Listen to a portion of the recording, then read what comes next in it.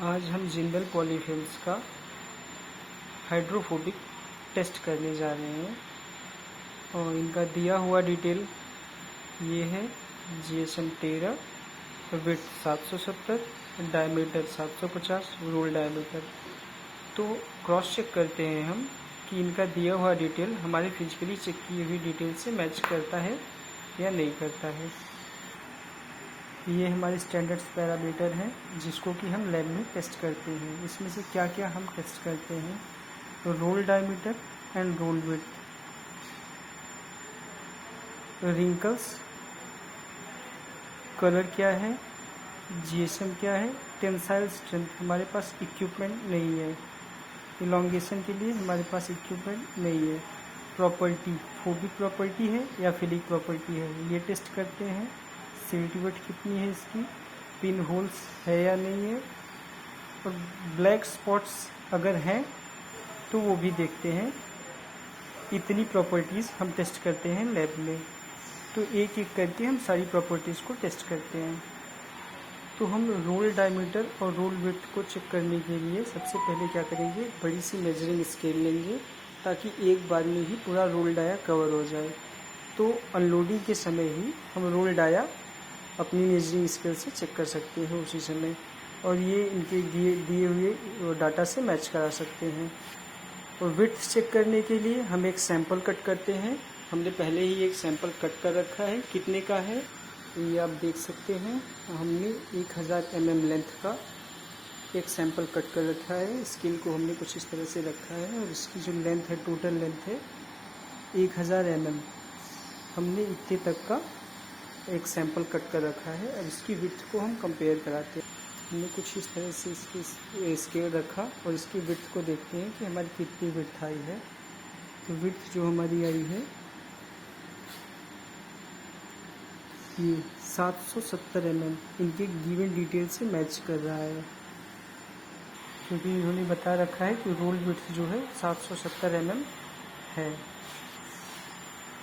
जैसा कि कलर हमारा वाइट कलर है, तो हम कलर को मेंशन कर सकते हैं फिजिकली देख के कि वाइट कलर का है। अब बारी आती है GSM कैलकुलेशन की। इनके बताने के अनुसार GSM 13 GSM का इन्होंने हमको हाइड्रोफोबिक दिया है। तो हम फिजिकली कैलकुलेट करके देखते हैं कि एग्जैक्टली ये 13 GSM का है या नहीं है। तो हमने जो सैंपल कट किया है उसका लेंथ है 1000 mm, मतलब कि 1 मीटर। विड्थ 770 mm, इसको मीटर में कन्वर्ट करेंगे तो 0.770 मीटर। हमने ये तो पहले ही निकाल रखा था। अब बारी आती है एरिया कैलकुलेशन की। एरिया कैलकुलेट करने के लिए लेंथ क्रॉस विड्थ। लेंथ हमारी है 1 मीटर, विड्थ है हमारी 0.770 मीटर। तो हमने रख दिया 1 मीटर क्रॉस 0.770 मीटर। जब मीटर से मीटर मल्टीप्लाई करेंगे मीटर स्क्वायर, और ये 0.770, ये हमारा एरिया कैलकुलेट हो गया।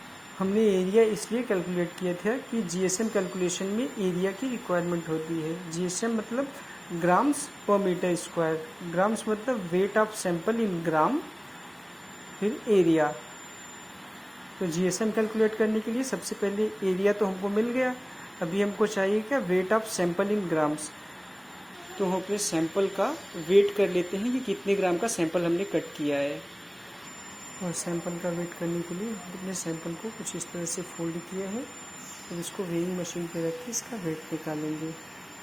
हमने अपने कट किए हुए सैंपल को वेइंग मशीन पे रखा, तो हमने जो वेट रिकॉर्ड किया वो आया 10.11। तो हमने नोट कर लिया है कि हमारे सैंपल का वेट जो आया 10.11 ग्राम्स, और हमने एरिया जो कैलकुलेट किया था वो आया था 0.770 मीटर स्क्वायर। GSM कैलकुलेट करने के लिए weight of sample upon area, तो हमने वेट ऑफ सैंपल लिख दिया, एरिया लिख दिया। अभी इसको हम डिवाइड करके देख लेते हैं कि कितना GSM आता है। तो हम टाइप करते हैं 10.11 डिवाइडेड बाई 0.770। हमारा GSM जो आया 13.12, GSM 13.12 आया। फिजिकल कैलकुलेशन में हमें जो GSM मिला 13.12 मिला, जो कि इनके द्वारा दी हुई डिटेल से मैच करता है। 13.12 हमारा कैलकुलेशन है और इनका कैलकुलेशन 13 है। तो इस तरह से हम GSM कैलकुलेट कर लिए। अभी नेक्स्ट क्या है, tensile strength. Tensile strength calculate करने के लिए हमारे पास प्रॉपर इक्विपमेंट नहीं है। सेम चीज़ एलोंगेशन के साथ भी, हम एलोंगेशन को कैलकुलेट करने के लिए हमारे पास मशीन नहीं है। अब बारी आती है इसकी प्रॉपर्टी की। हमारा सैंपल फोबिक प्रॉपर्टी का है या फिलिक प्रॉपर्टी का है, ये कैसे टेस्ट करते हैं इसको हम देख लेते हैं। तो हम अपने सैंपल की प्रॉपर्टी चेक करने के लिए ये फोबिक प्रॉपर्टी का है या फिलिक प्रॉपर्टी का है, इसके लिए हमने नॉर्मल वाटर लिया है और वाटर को हम इस पर गिराएंगे। अगर ये वाटर क्रॉस करके निकल जाता है, इसका मतलब ये है कि ये फिलिक प्रॉपर्टी का है। अगर क्रॉस नहीं कर पाता तो फोबिक प्रॉपर्टी का है। हमने वाटर डाल दिया, अब देखते हैं ये फोबिक है या फिलिक है।